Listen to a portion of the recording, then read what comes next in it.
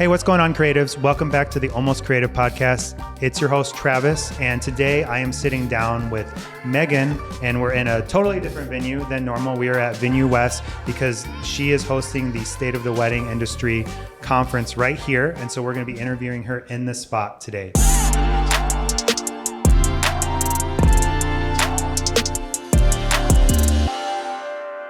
So for those who don't know Megan, she has over 25 years of experience. If you name a wedding brand, she has probably worked with it. The Knot, TLC, Zola, you name it, she's probably worked with them. And she's also the founder of the Wedding Masterclass. So Megan, thank you for joining me today. Thank you for having me. Awesome. So I want to start there, actually, the Wedding Masterclass. Can you tell me a little bit about how that came to be and why you decided to start that? Absolutely. When I first started in the industry, there really wasn't any type of wedding business vendor education.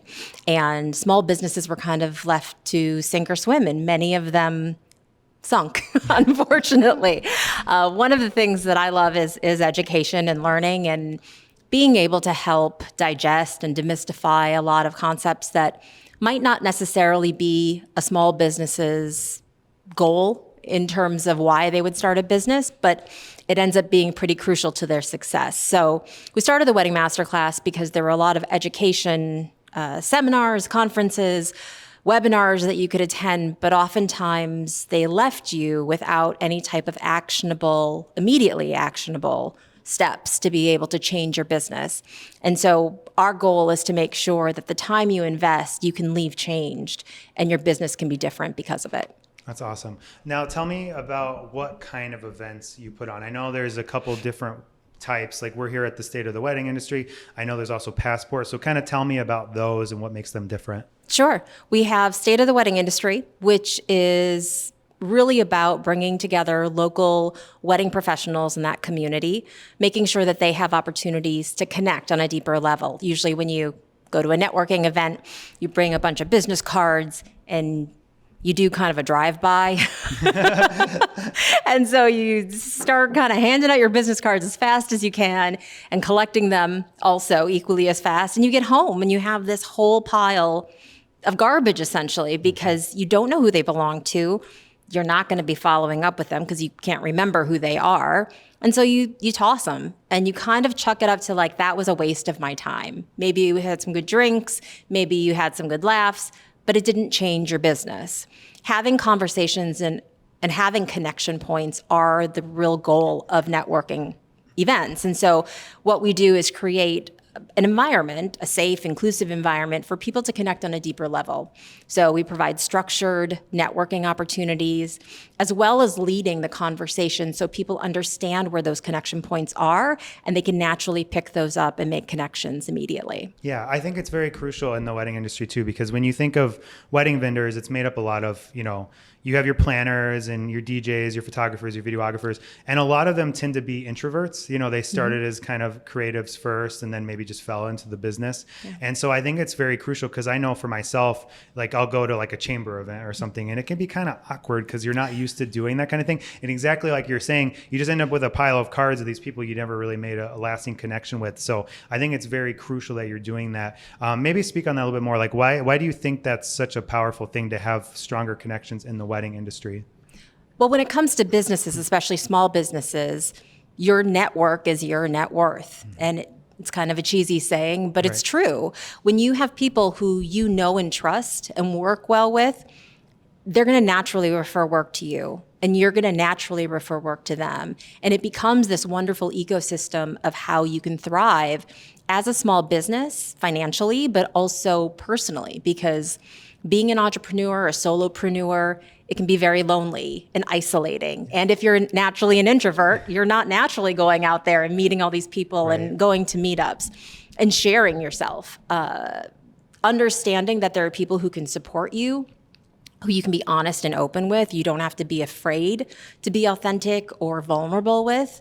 It's a really powerful opportunity for personal and professional growth. Yeah, and I think too, you had mentioned one of the things you guys kind of offer with these is like it's almost like a mini workshop. Like the panel will speak. If I remember from last year, the panel spoke, and then we all at the table. First time we ever met each other, but we started like collaborating and talking through those things. And I think it's so important because again, there are some in this industry that have large businesses, they have teams, but I would say a lot of people I run into, it's like it's a single person, or it's like a husband, wife, or they maybe have like a couple shooters or people on their team, but that's it. And so they don't really have anyone to collaborate with. So I think it's important to like kind of get out of essentially your basement, and away from the computer and like out in the open and collaborating with other wedding business owners going through the same thing as you.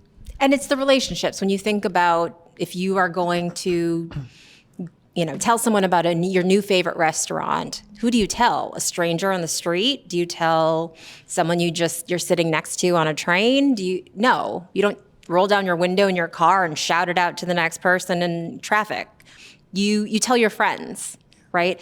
That is really how meaningful business transactions work. So being able to have people that you can have those meaningful connections with and referrals, and understand that these are people that you trust, and it becomes this wonderful community that you're able to support each other and build on. Awesome. That's great. And yeah, like when this goes live, I think a lot of these events will be over, but I'm sure you're going to be trying to do this every year, So definitely, if you haven't been to one, jump on that. But I want to kind of transition from there. So I would love to learn more about who Megan is. So I mentioned over 25 years of experience. So like, when did that start? When did that 25 years start? Like you must have been like 10 starting a business or something. So tell me a little bit more about that. It's very kind. No, unfortunately I was not 10. But I did start when the internet was a new thing, and having a website was a very rare thing. You were the cool kid when you had the DOS version of a website, or it was HTML and you could use your royal blue Comic Sans font, and that was a thing. You were in the cool kids club then.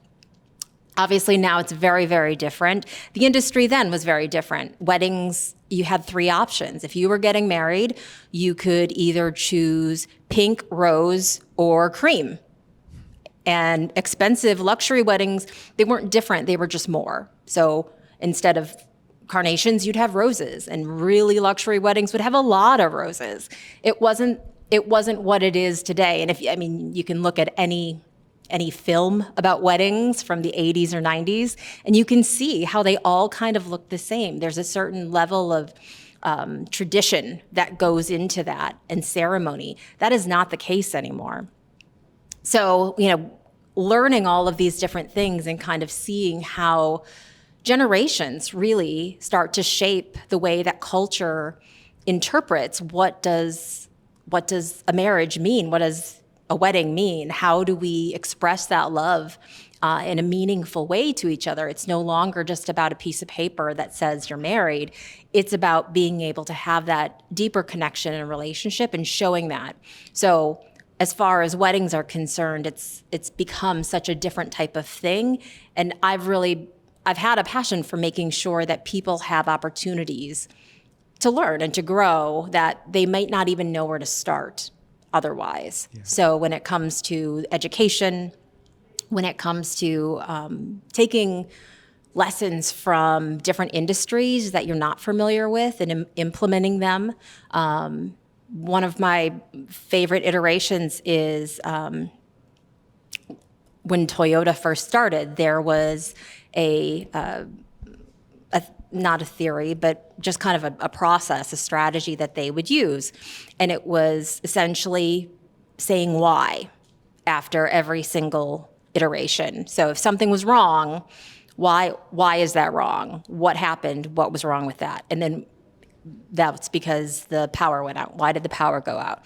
That was because a transformer blew. Well, why did that transformer? It took it all the way down to a very a detailed level, but also on a macro level, so that there's an understanding of how what's going on in the world, in the greater space, actually affects you on a day-to-day level. And those are the things at State of the Wedding Industry that we talk about as well. So understanding how, macro trends, global trends are shaping what's happening in your local area, because you might think it's just you, when in fact, it's everywhere. It's going on, whether you're in Italy or you're in Mexico or Dubai, doesn't matter. Yeah. The Toyota thing, I just thought of something funny. Whoever came up with that campaign or that thing, they must have had a toddler at that point, because I have a 3-year-old and you get into these endless loops of why. So I'm like, they must have had a kid and they're like, why? Well, let's ask why about everything. So it makes sense. Yeah, I wanted to touch on, you brought up an interesting point. So you talked about how weddings used to kind of fit into a box, like the 80s and 90s. It was, like every wedding was kind of the same. And now there's more this freedom of creativity. And I think that's really encouraging, because I talk to, like other photographers, videographers, and they're like interested in doing weddings, but they're like, I don't want to do like the ballroom weddings, or I don't want to do the banquet hall weddings. But it's like, there's so many different types of weddings now. Like, there's one photographer I know, like all he does is like Gothic couples. So like couples who are like dressed in all black and like, they have kind of like a horror Halloween theme to their vibe, to their wedding, and he does like 20 weddings a year and they're all that style. So it's like whatever lane that like you kind of associate with, you could probably find other people in that lane as well. So now the tricky thing is to market to them and find them. So I would love to talk a little bit more about that. So I know you have a lot of experience within that, and like, what would you say to someone who, like, let's say like they've figured out like what niche they want to go in, like they really like doing these kind of weddings, like how do you start getting in front of those people? I know it's a loaded question too, but that's a great question. And it's definitely something that I think every creative struggles with. Every time we do any event, whether it's State of the Wedding Industry or Passport, or we do some other events as well, one of the common themes is always, how do I get more leads? How can I get more clients? I need more work, I need more business. And quite honestly, the most important thing is having a network that works with you. Outside of that, understanding who you're trying to market to, that's very, very important. It's crucial. Making sure your brand aligns with that.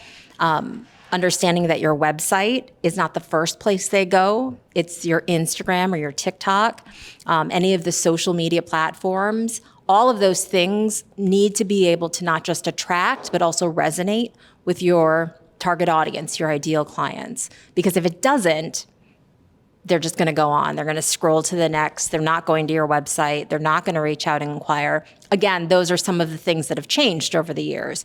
Previously, it was, okay, there's only 10 people that do weddings, so I'm going to reach out to all of them and see what the prices are. And because they all do the same thing, I'm going to go for whatever price or location or whatever it is that they're looking for. Now, that's not the case. People will spend $25 on a wedding dress from a thrift store, and they'll spend $20,000 on their photographer. They're going to do it in their backyard, or it's no longer all, like you said, the cookie cutter box wedding. It is very personal. And so understanding how you're going to be speaking to them, what matters to them, and how you're showing them that you provide exactly what they're looking for. That's what's going to get them to contact you. Yeah, you bring up a good point, because I know I was kind of a victim of this when I first started. Like you kind of judge, you judge a book by the cover. So like a bride or groom comes in and they're telling you where they're getting married and stuff, and you start kind of putting a picture in your head. But then it's like, well, maybe they just prioritize certain things more than others. I have like a very real one where it was my hometown. I grew up in like a small town in Illinois, and it was at the Moose Lodge, if you know what a Moose Lodge is. So, I do. And that inquiry came through, and I'm like, oh no, this isn't, like, they're gonna like think we're outrageous. They're looking for like a $500 videographer. But I still gave them the time of day. It turned out they booked like one of our highest packages, and we were probably the most expensive vendor there. Even their photographer was like a family friend, because photo wasn't important. It was like they were having it on the lake though, and it was like a really nice on the lake ceremony.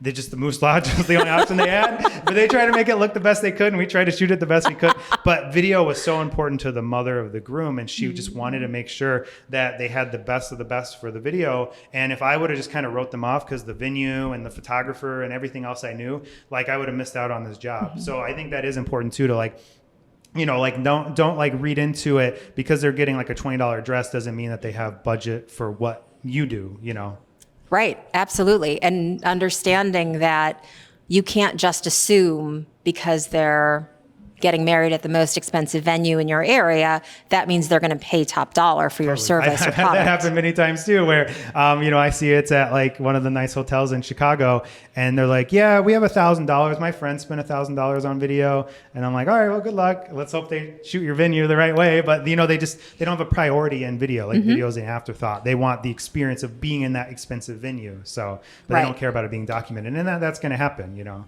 Right. And that has to translate to branding and everything else that you do with your marketing. So the fact that you're more than just capturing their wedding day on film, you're showcasing, you're storytelling, you're showing different aspects of that relationship in how you're shooting it. Those are the things that people are going to pay more money for, not just like it's Uncle Joe's camcorder and he's taping the whole thing from the back of the church or the venue and oh yeah, remember that time when you got married? Can't see you, but yes, I do. Yeah. And then of course, Uncle Joe is going to be focusing on the wrong things probably. So shifting back to talking about your history a little bit. So like I mentioned, you've worked with Zola, The Knot, TLC. Like what were those experiences like working with some of these larger brands that are in the wedding industry? So when I first started, The Knot was a new company. There were no really wedding companies except Brides, so Condé Nast, and that was really print. Being able to work with companies that were really on the forefront of what they were doing and how they were serving couples as well as wedding professionals was always fun. I love being able to create, I guess, creative. Being able to create new opportunities for people, whether that is in growing their business or working with a company, whether it's TLC or David Totera's show or Kleinfeld, being able to do things where you're telling a story and you're helping create something that's going to be a much more meaningful experience for everyone involved. Yeah, I think it's interesting because I think as creatives too, we undermine like what we bring to the table. So like I know there's been times where we've had, because like we have a commercial brand too, and we've had larger companies trust us to create video content for them. And in the back of my head, I'm always like, well, I don't know if I'm qualified for this, or like, but it's like no, like they want your creative input and they're willing to pay for that. And I think sometimes we think, well, it's a creative thing, I shouldn't charge them for it or whatever. But it's like no, like if you can bring your creativity is bringing value to that client. Absolutely. And I think that understanding, on the flip side of that, understanding where a partnership is important and allows your business to grow and have opportunities that you otherwise wouldn't have. There's a very fine line between what you do in terms of a partnership for growth and maybe not be paid the same as your normal rate would be, versus if it's a client and again, you're going to be having a wonderful time, learning about them, great experience, but maybe you're not pushing yourself or presenting yourself to new audiences from that. There's no necessarily additional marketing that goes into that. Then your regular rates would apply. So understanding that, especially when you're working with larger companies that are affording you a larger audience, there is a marketing spend there that your time and energy would be essentially investing in. So it's not just free labor. It's not just they're trying to get over on me. It's understanding this is an opportunity and how can I use that?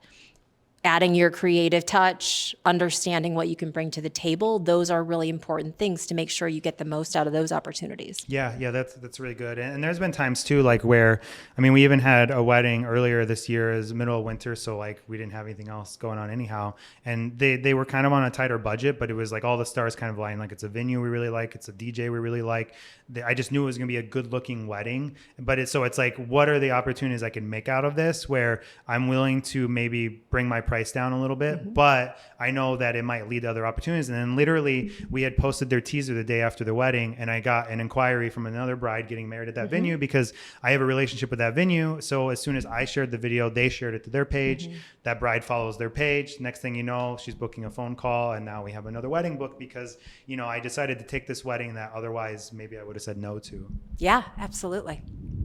So in the wedding industry, we have to kind of work always like a year or two ahead. So like it's 2025 right now, and I'm already talking to like 2026 brides, even a few 2027 brides. So we always have to be like kind of proactive on trends. It's like, okay, 2025 trends might be this, but it's like you almost have to be thinking forward of like what will be the trends next year. So I'm marketing them. So like maybe if you could speak on that a little bit, like how do I start like preparing for the brides that are coming in next year, and how do I like keep up on like what might be current to them?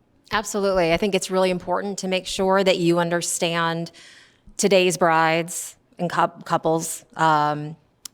They are not the same as the people who are going to be getting married in 2026, 2027, and beyond. One of the craziest stats is that the industry itself is going to be more than doubling in the next 7 years. Destination weddings are more than tripling in the next 5 years. That's crazy. Those numbers don't happen. In terms of trends, destination weddings are the trend. That is the overarching trend, whether that is domestic, just choosing another location in the United States, or it's choosing somewhere abroad, internationally. And that's why we created Passport, which is happening tomorrow in Chicago, to be able to have the destination wedding community come together, learn from each other, and some of the top experts who understand what it's like to work in these other countries, to work in these other areas. It's not the same as putting everything in your car and driving down the street for an hour. Totally different. There's different laws. You could end up in jail. You could have $1 million fine. There's so many things that you don't know, and you don't know because you haven't done it. Just saying I can travel to that country and I know how to shoot a wedding, I know how to plan a wedding, isn't enough. Being able to understand all those nuances, to be a professional, is really, really important, because as an industry, we need to make sure that we are providing the top level excellence for all of our couples, no matter what their budget is and no matter where they're getting married in the world. Yeah, I've seen in some Facebook groups some travel videographers who have gotten a heavy fine because of drones. Yeah. And it's like they think they're all good. They're like, oh, I got certified, I have my insurance, but it's like things change when you go overseas. Like, and it changes so quickly. Yeah. Now you need certain visas for, obviously for Europe as well as the UK. Those are different visas that you have to apply for. Certainly other countries, if you're going to Bora Bora or you're going to the Philippines, those are really, really important things to know about. You're going to Thailand. Everyone wants, White Lotus. So they all want all of these locations that, guess what? These countries can change their laws on a dime. Right. And if they do and you don't know about it, you're in trouble. A lot of times things will be confiscated and just you can't have them. What are you going to do then? Your couple has paid for drone photography. You're out that. Not only out that, but you don't have your drone anymore. Yeah, you're gonna have to rent a helicopter or something. All the money you're making, you better put it towards something else so you can get the job done, I guess. So, why do you think the increase in popularity with destination weddings has happened? Obviously, the pandemic caused people to really examine how much space, freedom, and the world has to offer. That's for sure one of the reasons. I think the other is you have a new generation that is seeing themselves as global citizens more so than just the town they grew up in, the state they grew up in, even the country that they grew up in. They're looking at the world, and they have access to the world in ways that no other generation has had before.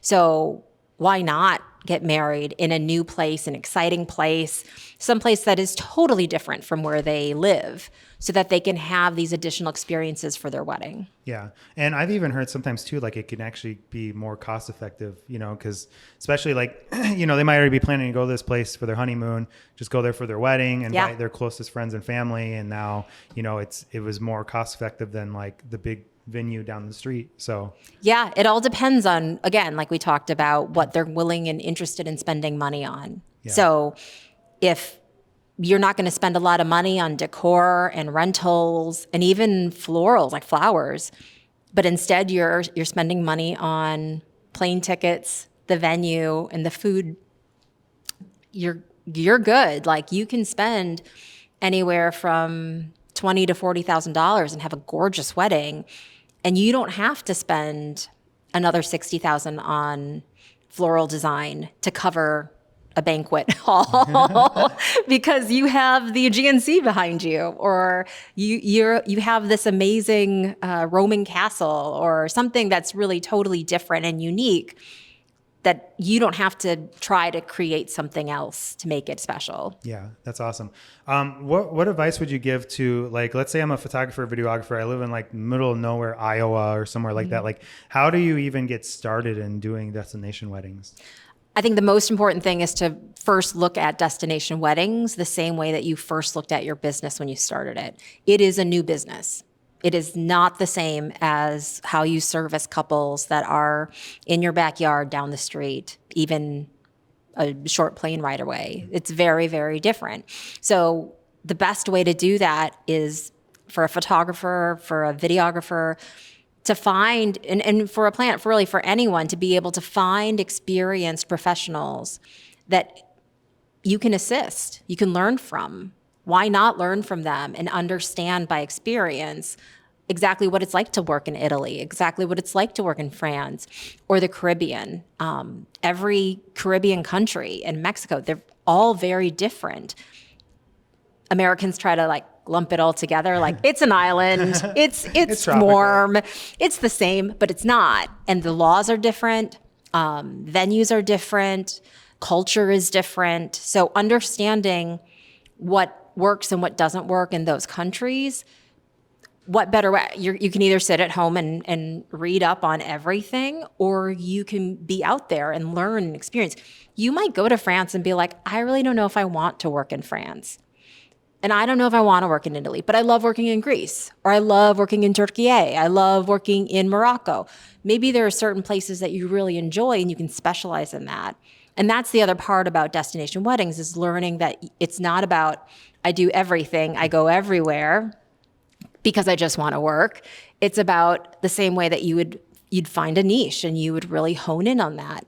Find a country, find an area that you can really specialize in, form relationships with those venues, come to Passport, get an opportunity to connect and network with these people. That's where you're going to be able to not just start, but grow immediately in the destination wedding sector. Yeah, I could see when people are starting with destinations, they kind of have the wrong mindset of they kind of lump it all together. Like you're saying, it's like, I want to do destination weddings, which basically just means I want to travel out of the United States. But it's like every country is so different. Every even section of countries are so different. And so it can be overwhelming. And like you were kind of saying, it's like you really should niche down on a certain category. Like, what do you really like? And then also even just testing it out, because maybe you don't even like traveling. The shoots, it's not necessarily easy. We have mostly been domestic, but even then it's traveling to Arizona or New York or whatever with all my gear and stuff. It's not necessarily the most fun thing. It's fun once you're there and it's a change of scenery, but it's kind of a pain to get around. So it's making sure you even like doing that, because maybe your time and effort is best spent getting really good in your local market, and then just travel on your own time, use that money you make and take your own vacations. Don't worry about taking vacations through destination weddings. So. Absolutely. Especially because when it comes to those weddings, when you obviously have to get there before the wedding, you have to allot for any type of travel mishaps, plane delay, cancellation, lost luggage, you name it, all of those things. And then on the back end, you're coming home. What if something doesn't make it back home? What if you have a wedding, you booked something too close? What if you have jet lag? All of these things that really matter. And then if you have a family or you have other personal obligations on top of that, it sets everything back. So then, okay, well, that means that I can't book anything for the following weekend because I'm not going to be prepared. I can't work a 12-hour day that day.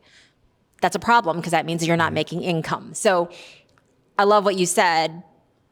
Do your weddings, do them locally, and then travel on your own time. Yeah. Being able to do that, I think, is really understanding, what do I want out of, just like any business, what do I want out of my business? What do I want out of destination weddings? If you're wanting to just travel and you think that your work can take you there, that's not a good enough reason. Yeah. That's really good. One last trend I wanted to touch on, because it's obviously one that's not just gripping our industry, it's gripping every industry, and it's AI. And I know you've kind of touched on that stuff in the past. So I'd love to just kind of hear your thoughts, kind of how you're using it in your business and how you think other, entrepreneurs could be utilizing it fully. Yeah, absolutely. I think AI and automation, it provides such great opportunity as a solopreneur to be able to take advantage of things that would otherwise take you a lot of time. So if you don't use automation already, choosing a software as a service, a SaaS like Zapier or If Then That, to be able to connect different softwares that you use so that one will trigger the next, which will trigger the next. And then pretty soon your spreadsheet's all filled out. You don't have to manually toggle back and forth, trying to manually copy and paste things and getting it right. That's wonderful. And then taking that a step further, and you can have things populated by AI, whether that's directions to the venue that you're going to. Maybe it's weather, maybe it's traffic. It could be anything from your social media captions. You can generate photos and graphics as well. You do have to be really careful. Those do have to be disclosed. And you want to make sure that you're not being misleading. So sometimes it's great for, I think, kind of a jump start, especially for creatives, understanding that it's only as good as what you put in it. If you have a lot of similar questions in FAQ, you could do a chatbot on your website that will answer all of that, so people can just type in a question and they're going to get your answer immediately. That's a great way to use it. You do have to be careful when you're using it for blog posts and actually writing to make sure that it's in your voice. It is correct. It does hallucinate sometimes. And so making sure that when you're using it, you're training it at the same time. And then the longer you use it, the better it's going to be for you. Yeah. I know for myself, it's been more of a like brainstorming tool. Like I'm not literally just, because I know some people will use it like Google. They're just like, they ask a question and now they copy and paste that answer into their description or whatever. And it's like, that's not really the right way to use it. Like really you're supposed to be talking to it like almost like a person, like an assistant. And so, like if I'm trying to think of something, even like putting together a proposal, I'll be like, like what are the things this industry struggles with? And it'll give me like 10 things. And I'm like, okay, hone in on this one. Tell me a little more about this. And like, I'm just trying to get like data from it. So then when I go to talk to the client, I feel a little more like knowledgeable and not just like, re-saying what ChatGPT told me, but just like now I know a little bit more and I didn't have to like go search all this information out. It's all in one place for me. So, but again, you have to double check the credibility of it because it might be giving you data that's false. So, you might be like, oh yeah, I know 80% of people in your industry say this and like, no, that's not true. And it's like, oh yeah, where did you get that information from? No, never mind, So, so you do have to like double check that stuff. But I do think it is a good like assistant tool. It's not going to like replace our jobs, but it is making it easier, especially if you're a solopreneur. It's like, this is, going to save you a ton of time that you'll get back that you can put into like other things for your business. So yeah. Awesome. So to kind of wrap things up, I would just love to hear like, what's your like vision with, the Wedding Masterclass? Like, where do you see this going next year, 5 years? Like what's kind of your goal with this? Our goal is to always be providing opportunities for education and connection so that businesses can grow. That's our goal, to connect people with other people, places, resources, and opportunities. We have some fam trips that are coming up, not just for planners, but for photographers and videographers who want to explore, experience, and understand more about certain areas.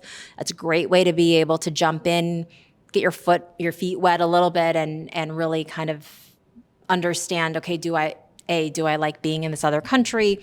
Do I like these venues? Would I want to establish a relationship? And being in that environment where you can establish a relationship and being able to travel at the same time doing it. So we have some fam trips that are going to be coming up. So that's an extension of what we do for Passport. We'll be expanding Passport as next year rolls around as well. State of the Wedding Industry will also be doing some unique kind of local, global events. So in connection with a lot of the fam trips that we're doing, we'll have localized State of the Wedding Industries so that if you are on one of those fam trips, you also get a unique opportunity to be a part of a State of the Wedding Industry in that country. So you get to be around other local professionals and network with them, whether that's planners, photographers, videographers, venues, hair and makeup, it doesn't matter. You get to learn about what's it like working in that country, have connections there so that maybe they have a wedding and they want to refer it to you. Again, this is the power of that network and being able to know, like, it's not just about, do I need to take out an ad? Do I need to pay for this? Where, it's really about those relationships, because if they trust you, they can convince their clients to trust you too. Yeah. We were talking about using ChatGPT as like your assistant or soundboard. That's where you start, but really you should be talking to other people. So to build that community and have those people you can bounce ideas off of, I think is really important. Well, Megan, thank you for your time so much. I appreciate you being a part of this and sharing a little bit of your time. If anyone wants to connect with you, where can they find you? Yeah, absolutely. On Instagram, you can find us at @the_wedding_masterclass. You can also find us at State of the Wedding Industry, all spelled out. You can also find us at Passport, so at passport_weddings. So any of those Instagram handles will work. You can DM us. I try my best to answer all of them personally, because I believe in the power of connection, and I think it's really important to make sure that you and I can connect as much as you can connect with other people and places that we're trying to connect you with. Awesome. Well, again, thank you so much for your time. And until next time, stay creative.